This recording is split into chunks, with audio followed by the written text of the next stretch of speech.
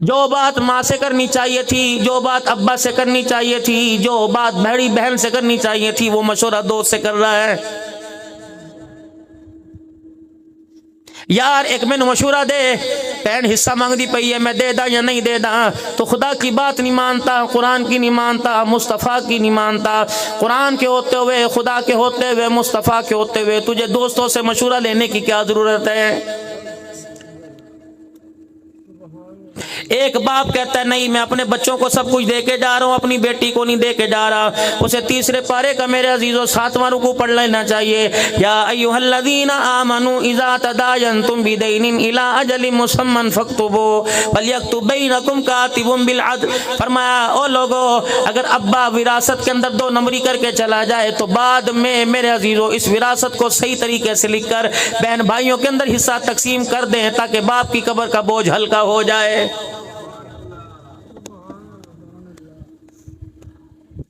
کیا علماء اکرام نے، فقہا نے وراثت کے معاملے میں نہیں فرمایا؟ فرمایا ابو جان کا انتقال ہو جائے خبردار جنازہ نہ اٹھا، پہلے ماں سے پوچھ تیرا حق میں ادا کیا تھا، پہلے ماں سے پوچھ تیرا حق میں ادا کیا تھا، ابے کی بہنوں سے پوچھ باپ کی وراثت میں سے تمہارا حصہ دیا تھا، بیٹیوں سے پوچھ تمہارا حصہ دیا تھا، اللہ اکبر۔ پھر اعلان کر کے پوچھ میرے باپ پر قرضہ تو کوئی نہیں۔ میرے عزیزو خبردار وراثت کو ہاتھ نہ لگانا جب تک ماں کا حق مہر ادا نہ ہو جائے، وراثت کو ہاتھ نہ لگانا جب تک باپ کا قرض نہ اتر جائے، اس وقت تجھے جائیداد تقسیم کرنے کی اجازت کوئی نہیں۔ مشک کا پھور کی دھونی دے دے، چٹے رنگ کا کاٹن کا میرے عزیزو کفن پہنا دے، مدینے کی خوشبو چھڑک دے، غلاف کعبہ رکھ دے، مدینے کی مٹی قبر کے اندر رکھ دے۔ اگر کسی کے 5 پیسے لے کے چلا جائے گا، خدا پاک کی قسم نسبتوں میں سے کوئی نسبت کام نہیں آئے گی۔ ارشاد فرمایا مدنی کریم صلی اللہ علیہ وسلم نے، فرمایا قرضہ اللہ اکبر جو شہید اللہ کے راستے میں اپنی گردن کٹا دیتا ہے اس شہید کو بھی قرضہ معاف نہیں ہوتا ہے۔ ٹھیک ہے دنیا داری ہے، قرضہ لو، لیکن اسے اتارنے کے لیے اللہ سے روزانہ 2 رکعت صلاۃ الحاجت پڑھ کے اللہ سے دعا مانگو۔ کمیٹیاں بعد میں ڈالو، کسی سے ادھار بعد میں لو، پہلے صلاۃ الحاجت پڑھ کے اللہ کو اپنے حق میں منا لو۔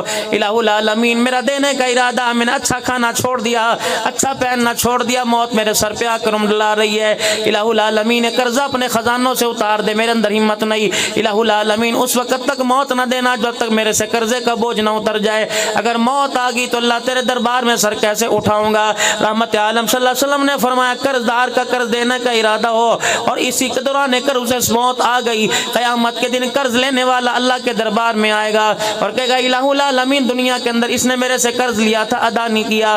مالک کائنات میرے عزیزوں قرض دار کو بلائیں گے، بتائیے کیا کہتا ہے؟ جاننے کے باوجود اللہ جل شانہ پوچھیں گے بتائیے کیا کہتا ہے؟ وہ کہے گا اللہ سچ کہتا ہے، الہ العالمین دلوں کے بھید جاننے والے، علیم بذات الصدور، اللہ اکبر ہر چیز پر نگاہ رکھنے والے، کیا تجھے پتہ نہیں تھا میرا قرضہ دینے کا ارادہ تھا لیکن الہ العالمین قرضہ اترا کوئی نہیں، زندگی نے میرے ساتھ وفا نہیں کی، میں تیرے پاس آ گیا۔ الہ العالمین نیتوں کا حال تو جانتا ہے، مالک کائنات تجھے پتہ ہے میں نے قرضہ دینا ہے۔ اللہ فرمائیں گے میرے بندے تو نے سچ کہا۔ اللہ قرضدار سے کہیں گے تیرا معاملہ میں حل کر دوں، اور جس نے قرض لینا ہوگا قرض خواہ سے کہیں گے تو نے قرضہ لینا ہے جی۔ اللہ فرمائیں گے ذرا میرا عرش کے نیچے دیکھ، عرش کے نیچے دیکھے گا یاقوت کے موتیوں کا محل نظر آئے گا۔ اللہ فرمائیں گے یہ چاہتا ہے جی اللہ میں چاہتا ہوں۔ اللہ فرمائیں گے اپنا قرضہ اس کو معاف کر دے، جنت کا محل میں تجھے عطا فرما دیتا ہوں۔ اللہ نیت تو ادا کرنے کی۔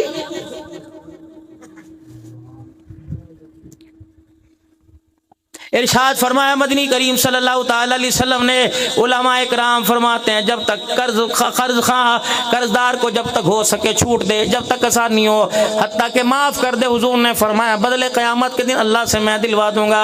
فرمایا جتنا جتنا قرضدار کے دن اوپر ہو جائیں گے قرضہ لینے والا چھوٹ دیتا رہے، جتنا قرضہ لینا ہے روزانہ اللہ اتنے دن صدقہ کرنے کا اسے ثواب عطا فرمائے گا۔ ہمارے اندر میرے عزیزوں تبلیغی مرکز آپ کے جنگ میں موجود ہے، ٹوبے میں موجود ہے، شور کوٹ میں موجود ہے، جگہ جگہ تبلیغی مرکز موجود ہے، چلے 4 مہینے کی کمی کوئی نہیں، اللہ کے راستے میں لٹنے پٹنے کی میرے عزیزوں کمی کوئی نہیں، صحابہ کی غلامی کا نعرہ لگانے کی کمی کوئی نہیں، ختم نبوت کی نوکری کرنے میں کمی کوئی نہیں، ختم نبوت کی تاجدار کی نوکری کرنے میں کمی کوئی نہیں، سارے کے سارے مراکز بھرے پڑے، مساجدیں بھری پڑی ہیں، اوکھا سوکھا چلو ڈھیلا ڈھالا جیسا بھی ہے، 4 کا نہیں 5 کا نہیں، 1-2 وقت کا نمازی ضرور ہے، لیکن پھر بھی کیا بات ہے، چلو 100% امت کا طبقہ روزہ نہیں رکھتا، 40-50% تو طبقہ روزہ رکھتا ہے، اس کے باوجود بھی خدا کو ناراض کر بیٹھے، بتاؤ وجہ کیا ہے؟ الہ العالمین تو بتا، فرمایا نمازوں کی کمی پیشی معاف کر لیتا ہوں، روزے کی کمی پیشی کو معاف کر دوں گا، حج زکات کی کمی پیشی کو معاف کر دوں گا، لیکن میرے بندے پر تو نے انگلی اٹھا دی، یہ میں تجھے معاف نہیں کروں گا۔ فرمایا صبح کا سورج طلوع ہونے سے پہلے اگر تیری زیادتی ہے تب بھی، تیری نہیں زیادتی تب بھی، کسی ناراض کے گھر جا کر اس کا دروازہ بجا کے صلح کا پیغام دے لے۔ اگر تیری عزت میں کمی آ جائے، حضور نے فرمایا میدان محشر میں میرے حوض کوثر پر آ جانا اور آ کے کہہ دینا اس کے دروازے پہ صلح کرنے کے لیے گیا تھا، میری عزت میں کمی آ گئی۔ فرمایا جو تیری عزت کی کمی آ جائے گی، تیرا ہاتھ پکڑ کے اللہ کے سامنے لے جاؤں گا، تیری کمی کو میں اللہ سے پوری کروا کے دوں گا۔ اتنی بڑی بشارت رسول اللہ صلی اللہ علیہ وسلم کی۔ سیرت مصطفیٰ اور اہل بیت سننے والوں، حضرت حسین رضی اللہ تعالیٰ عنہ دونوں بھائی آپس میں ناراض ہو گئے۔ حضرت حسین رضی اللہ تعالیٰ عنہ نے اپنے بھائی جناب حسن رضی اللہ تعالیٰ عنہ کو پیغام بھیج دیا، کیا آپ نے نانا جان کی حدیث پاک نہیں سنی؟ جو 3 دن سے زیادہ ایک دوسرے سے ناراض رہتا ہے وہ اس کا ایمان ہی باقی نہیں رہتا۔ اگلا فرمان نانا جان کا نیچے لکھ دیا، نانا ابو نے یہ بھی فرمایا تھا جو صلح کرنے میں پہل کرے گا وہ پہلے جنت کے اندر جائے گا۔ میرے بھیا میں صلح کرنے کے لیے دروازے پہ آ کے کھڑا ہو گیا، جلدی آ کے مجھے سینے سے لگا تاکہ نانے کے حوض کوثر کے سامنے بڑا پہلے جنت میں جائے گا، چھوٹا حسین بھائی اس کے بعد میں جنت میں جائے گا۔ یا تو علاقے کے اندر مکان کرائے پر ہو، 2 بھائیوں کو کرائے کی مکان کی ضرورت ہے، پراپرٹی ڈیلر کے